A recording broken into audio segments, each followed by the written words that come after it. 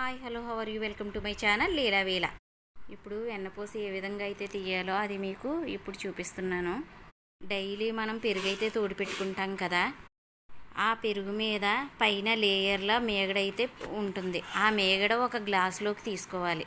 ఎప్పటికప్పుడు ఫ్రిడ్జ్లో పెట్టాలి. అందులోనే మరుసటి రోజు అలా మేగడ తీసి అందులో వేస్తూ ఉండాలి.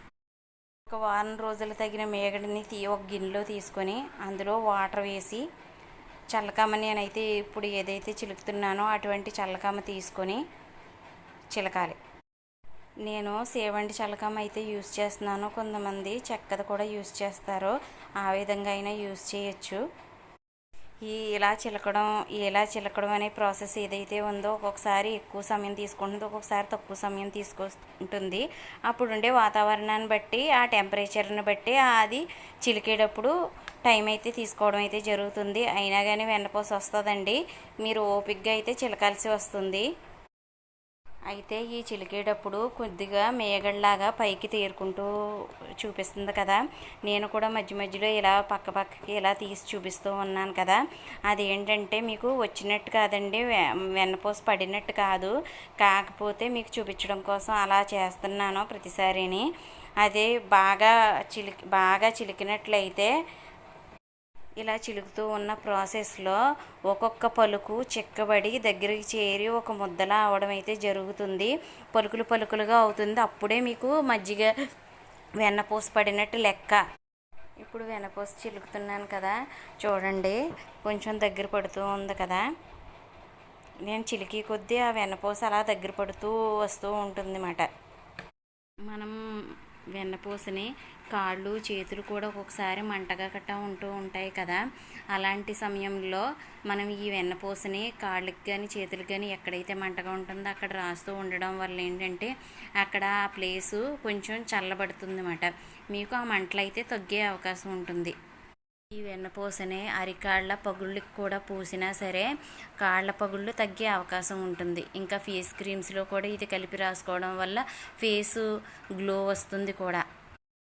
నేనైతే ఫేస్కి వెన్నపూస కొద్దిగా తీసుకొని ఫేస్ పౌడర్ ఏదైతే ఉంటుందో ఫేస్ పౌడరు పేస్ట్ కొద్దిగా తీసుకొని బాగా మిక్స్ చేసి ముఖానికి అప్లై చేసి ఒక అరగంట తర్వాత ఫేస్ వాష్ చేసుకుంటాను. అది ఎక్కడికన్నా వెళ్ళేటప్పుడు అయితే మాత్రం ఈ విధంగా చేయడం వల్ల ఫేస్ చాలా నీట్గా బ్రైట్గా ఫ్రెష్గా ఉంటుంది. ఇది మాత్రం బాగా పనిచేస్తుంది. మీకు చెయ్యాలి అనుకున్న వాళ్ళు చేయొచ్చు. ఈ విధంగా నేను చాలాసార్లు చేశాను, ఇప్పటికీ చేస్తున్నాను.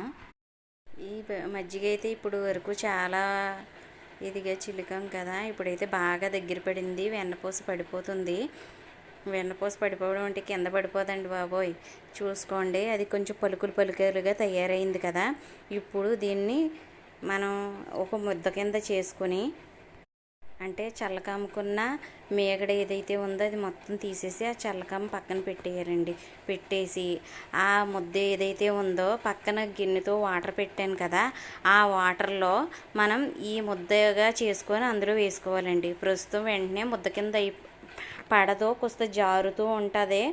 అయినా కానీ అందులో వేసుకుని ఒకసారి ఫ్రిడ్జ్లో పెట్టుకున్నామంటే అది గట్టిపడిన తర్వాత అది వాటర్ వంచేసి శుభ్రంగా కడుక్కొని అప్పుడు నెయ్యి ప్రిపేర్ చేసుకోవడానికి అవకాశం ఉంటుందండి. ఫ్రిడ్జ్లో అయితే ఎందుకు పెట్టమంటున్నానంటే ఆ వెన్నపూస ఇప్పుడు చూడండి, వెన్నపూస ఏదైతే వస్తుందో అది మనకైతే ముద్దలా అయిపోతే కడుక్కోవడానికి అవకాశం ఉంటుంది.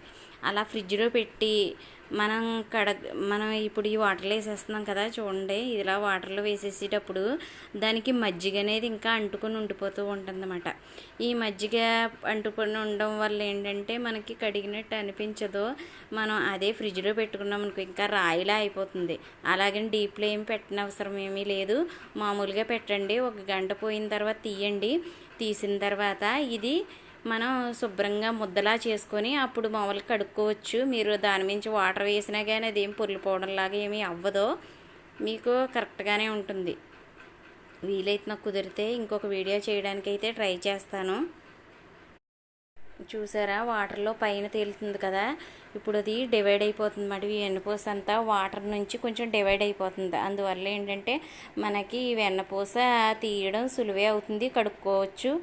అప్పుడు దీంతో పాటు మునగాకు ఇవన్నీ వేసుకొని నెయ్యి అయితే కాసుకోవడం జరుగుతుంది. నాకు కుదిరితే చేస్తానంటున్నాను కదా. అప్పుడు వీలుని బట్టి ఇప్పుడైతే చూడండి ఆ విధంగా తీసుకుంటాం అన్నమాట. వారం రోజులకి నాకు ఇంత మేగడైతే వచ్చింది. మీరు ట్రై చేయండి, మీకు ఎంత మేగడ పడుతుందో చూద్దరు కానీ.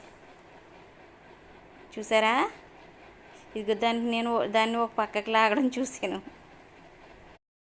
ఈ గిన్నెతో నేను ఫ్రిడ్జ్లో అయితే పెట్టేస్తాను అనమాట.